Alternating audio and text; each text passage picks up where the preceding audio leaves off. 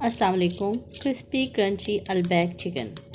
अलबैक chicken बनाने के लिए लेग पीस लिए हैं मैंने 1 किलो चिकन के लेग पीस है मेरे पास। आप चाहें तो दूसरे पीसेस का भी अलबैक चिकन बना सकते हैं, लेकिन मैंने यहाँ पर लेग पीस लिए हैं। फर्स्ट मैरिनेशन के लिए हॉट सॉस ली है 1/2 कप, और इसमें 1/4 चाय का चम्मच मैंने गार्लिक पाउडर डाला है।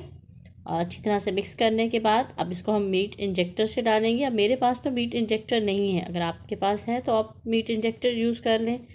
मैंने यहाँ पर ये एक सिरिंज ली है और इसको मैंने हॉट सॉस और गार्लिक पाउडर के मिक्सचर से फिल कर लेना है।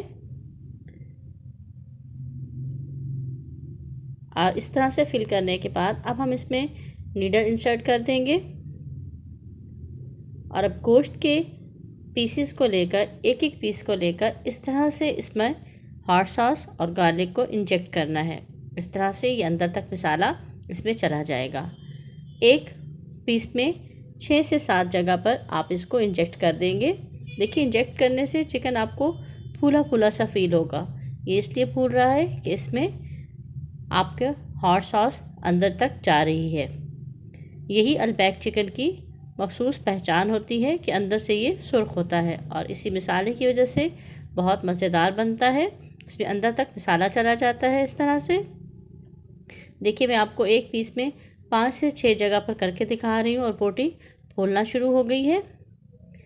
इस पीस को करने के बाद इसी तरह से बाकी के तमाम पीस जो हैं उनमें भी सॉस को इंजेक्ट कर लेंगे। तो अब मैं जल्दी जल्दी से आपको करके दिखा बाकी के पीसेस को भी। देखिए, इस तरह से मैं जब कर रही हूँ तो मेरे तमाम पीस फूलना शुरू हो गए हैं और इसमें मसाला बहुत अच्छा सा चला गया है। सेकंड मैरिनेशन के लिए मैंने यहाँ पर एक बाउल में सिरका लिया है 2 बड़े खाने के चम्मच, नमक लिया है 1 चाय का चम्मच, सुर्ख मिर्च ली है 1.5 टेबलस्पून, दालचीनी पाउडर लिया है 1 चाय का चम्मच, गार्लिक पाउडर लिया है 1 चाय का चम्मच, अदरक पाउडर लिया है 1/4 चाय का चम्मच, और 2 टीस्पून हॉट सॉस ली है। ये वही हॉट सॉस है जो मैंने यूज़ की थी, ये बच गई थी, मैंने अब इसमें शामिल कर ली है। अच्छी तरह से मिक्स करेंगे। इस मिक्सचर को थिन नहीं होना चाहिए, इसी तरह ये थिक रहेगा। इसको गाढ़ा ही होना चाहिए ताकि अच्छी तरह से तमाम चिकन के पीस पर ये लग जाए। बस इस तरह से अब चिकन के तमाम पीस पर आप ये इस कोटिंग कीजिएगा। कोशिश करें कि तमाम पीस पर अच्छी तरह से ये मसाला लग जाए। मसाला लगाने के बाद इन पीसेस को कवर करके 6 से 8 घंटे के लिए हम मैरिनेट होने के लिए छोड़ देंगे। मैंने कोशिश की है कि मेरा ओवरनाइट पड़ा रहे और इसको मैंने रखा था फ्रिज में। फ्रिज में रखने के बाद इसकी कोटिंग बहुत अच्छी सी देखिए तैयार हो गई है। नेक्स्ट डे इसकी कुछ ऐसे कंडीशन है। देखिए, बोटियों को बहुत अच्छा सा मसाला लगा हुआ है और बहुत अच्छा से मैरिनेट हो गया है। अब हम इसको ब्रेडिंग करेंगे। इसके लिए मैंने मैदा लिया है, आधा किलो मैदा है। मैदा ज़रा हमने खुले दिल से लेना है। एक एक बोटी को उठाएंगे और हर पीस को, मैंने यहाँ पर सिर्फ अभी 2 पीस लिए हैं, हर पीस को आप इस तरह से मैदे को अच्छी तरह से कोट करेंगे। हाथों से मसलना है। देखिए, मेरे हाथों की मूवमेंट को देखें आप। इस तरह से हाथों से इनको दबा दबा के प्रेस कर करके मैदे को ऊपर कोट कर लीजिए और साथ में थोड़ा सा हाथों को मसलते रहिए। अभी मुझे 1 मिनट भी नहीं हुआ है, या तकरीबन 1 मिनट हो चुका है इसको मसलते हुए। तो अब बोटी की कुछ इस तरह से कंडीशन है। बहुत अच्छा सा मसाला लग चुका है, लेकिन अभी से मैं कुछ देर के लिए इसको और कोट करूँगी। बस तरीका यही रखना है कि आपने हाथों से प्रेस करते हुए हर बोटी को या हर पीस को कोट कर लेना है। देखिए, 2 से 3 मिनट मैंने इस तरह से कोटिंग की है और देखिए बहुत अच्छे से क्रम्स बन गए हैं। लेकिन इसको चेक करने से पहले या निकालने से पहले आपने पीस को बहुत अच्छा सा झाड़ना है। तकरीबन 10 से 15 दफ़ा आपने इसको अच्छी तरह से शेक करना है ताकि एक्सेस मैदा इसके ऊपर से उतर जाए। और अब आप देखिए अच्छे क्रम्स बन चुके हैं। अभी तो मैंने सिर्फ एक दफ़ा मैदा कोट किया है तो इस तरह से क्रम्स बने हैं, लेकिन जब आप सेकंड टाइम इस पर मैदा कोट करेंगे तो ये बहुत अच्छे से क्रम्स तैयार हो जाएंगे। 2 चिकन के पीस लेकर मैंने उनको भी इस तरह से ही जिस तरह आपको मैंने बताया है इस तरह से मैदा कोट कर लिया है। अब जब दोबारा मैदा इनके ऊपर लगाना है तो सबसे पहले मैदे को छान लेना है और ये जो एक्सेस क्रम्स हैं ये हमने रिमूव कर लेना है। अगर ये बीच में रह जाएंगे तो सेकंड कोटिंग बिल्कुल भी अच्छी नहीं होगी और अच्छे क्रम्स नहीं बनेंगे।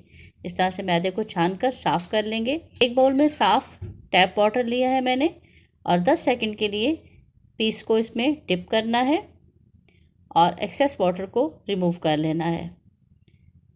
एक्स्ट्रा पानी निकालना भी बहुत ज़रूरी है।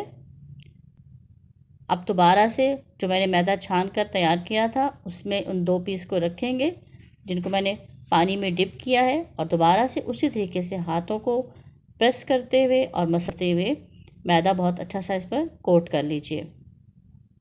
अब ये जब सेकंड टाइम इसको हमने मैदे में कोट किया है और इसको अच्छी तरह से शेक कर लिया है तो अब देखिएगा कि क्रम्स हमारे बहुत अच्छे बन के तैयार हैं। आपने उतने ही पीसेस को क्रम्स करना है जितने आपने फ्राई करने हैं। साथ साथ आप इन पर मैदा कोट करेंगे तो वरना हमारे पीसेस सॉगी हो जाएंगे। तो बस मैंने इतने ही पीसेस को किया है जिनको मैं अभी फ्राई कर रही हूँ और साथ साथ फिर मैं आपको बाकी के पीसेस भी फ्राई करके दिखाऊंगी। ऑयल को गर्म होना रख दिया था। जब ऑयल तेज़ गर्म हुआ तो चूल्हा मैंने अब आहिस्ता कर दिया है। स्लो टू मीडियम फ्लेम पर इनको फ्राई करना है। 3 से 4 मिनट के लिए एक साइड से और 3 से 4 मिनट के लिए दूसरी साइड से इनको फ्राई करेंगे। उस दौरान आपने बिल्कुल भी इनको भी हिलाना नहीं है जब तक एक साइड तैयार नहीं हो जाती है। ये चूँकि पीस मैंने सबसे आखिर में डाला था इसलिए ये भी तैयार नहीं हुआ है। इसको एहतियात से वापस कर देते हैं और बाकी पीसेस को भी एहतियात से पलट लीजिए। अब चूँकि 3 से 4 मिनट गुजर चुके हैं तो मैंने एक साइड से पलट कर दूसरी साइड से इनको पका लेना है। बस हीट मैंने स्लो रखी है और बार बार इनको चम्मच ही हिलाना है।